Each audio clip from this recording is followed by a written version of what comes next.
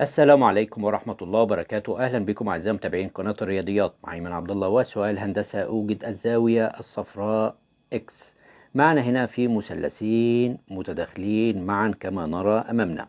طيب، وفي زاوية هنا موجودة في الأعلى 95 درجة، وفي زاوية أخرى 82 درجة، وفي هنا ما ننساش إن في زاويتين هنا دول متساويين تماما، والزاويتين هنا دول متساويين تماما. المطلوب إيجاد قياس الزاوية الصفراء إكس. طبعا يمكنك تثبيت الفيديو ومحاولة إيجاد الحل بنفسك. على بركة الله نبدأ مع بعض عرض الفكرة وعرض الطريقة. لكن رجاء اللي بيشوفنا لأول مرة يشترك في القناة ويفعل زر الجرس ليصله كل جديد، والباحث على أسئلة الهندسة يجدها في قوائم التشغيل في قائمة بعنوان اختبارات الهندسة. نبدأ الفكرة والطريقة. طبعا هنا في بداية الأمر لابد من وضع الأحرف. هنا A، وهنا B، وهنا C، وهنا D، وهنا E. فبالتالي هنا الأمور وضحت معانا. طب هنبتدي إن احنا نركز مع مثلث اللي موجود معانا في البداية، مثلث BEC. BEC هذا المثلث اللي هو هنديله الإطار الأصفر كاملا، ده هذا المثلث اللي في زاوية إكس المطلوب إيجاد قياسها. طبعا هو طالب زاوية إيه؟ زاوية إكس المطلوب إيجاد قياسها. زاوية إكس دي بتساوي كام؟ بتساوي 180 درجة مجموع قياسات زوايا المثلث كاملا ناقص الزاويتين الموجودين في الأسفل. طب الموجودين في الأسفل دول، طب ما تيجي إن إحنا الزاويتين دول زي بعض، هنا نرمز هنا A وهنا A، والزاويتين دول زي بعض متساويين، نرمز هنا B وهنا B. جميل.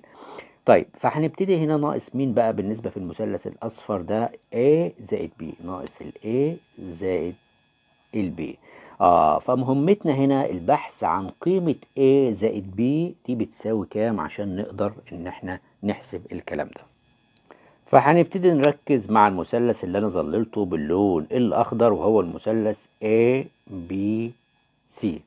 هذا المثلث طبعا اي مثلث مجموع زواياه بيكونوا 180 درجة. طب الزوايا اللي موجودة معانا هي عبارة عن ايه؟ 2A، يبقى هنا 2A زائد هنا معانا البي اهي زائد ال95، كل ده بيساوي 180 درجة.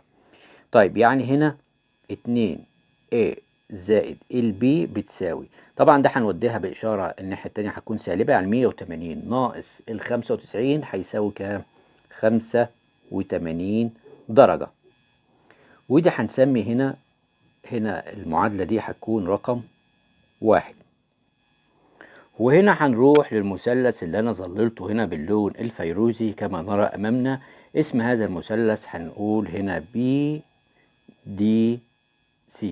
المثلث ده طبعا برضو بيكون اي زوايا كاملا بيكون 180 درجة. طب ايه عبارة عن ايه المثلث ده؟ عبارة عن ايه اهي زائد 2B زائد 82 درجة بيساوي 180 درجة. يعني هنا A زائد 2B بتساوي، تودي دي الناحية التانية بإشارة سالبة، طبعا هيبقى 180 ناقص 82 هيكون بيساوي معاك 98 درجة. وهنا ده هنسميها المعادلة رقم 2. طيب المعادلة رقم 1 والمعادلة رقم 2 ما تيجي ان احنا نجمعهم مع بعض ونشوف النواتج ايه. يعني هنا المعادلة 2 مكتوبة هنا، نكتب جنبها تحتها هنا المعادلة رقم 1 اللي هي 2A زائد البي بتساوي 85. وتعالى اما نعمل لهم عملية ايه؟ نجمع المعادلتين دول، يبقى هنا 3A زائد 3B بيساوي معايا الناتج هنا هيكون 183. طيب تعالى اما نقسم على ثلاثة، هنا يكون A زائد البي بيساوي كام؟ بيساوي 61. يبقى إذا ال A زائد البي جبتها ب61 اللي أنا كنت محتاجها أصلا عشان أقدر أجيب قياس زاوية X. يبقى قياس زاوية X دي بتساوي كام؟ نرجع هنا للجزء بتاعنا أهو.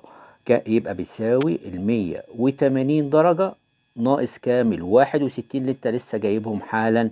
لما نيجي نطرحهم مع بعض هيطلع الناتج 119 درجة. يبقى إذا قياس زاوية إكس ب119 درجة. شكرا لكم والسلام عليكم ورحمة الله وبركاته.